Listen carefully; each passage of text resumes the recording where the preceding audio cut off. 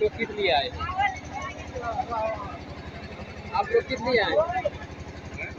प्रसाद ले खाते। आज मंदिर है भैया, जन्मदिन है। गाइस आप लोग देखिए यहाँ पर प्रसाद लेने के लिए आए हैं। एक साहब हमारे पास बैठे हुए। साहब आप आज आप लोग उपस्थित हुए हैं किस कारण? साहब आज आप लोग उपस्थित हुए हैं मंदिर में किस कारण? यहाँ भैया हनुमान जयंती है। आज हनुमान जयंती है, तो आप प्रसाद के रूप में विजय करने वाले हैं। तो गाइस देखिए हमारे जो साहब बैठे हुए हैं, आप लोग थोड़ा हेलो कर दीजिए एक बार। क्या?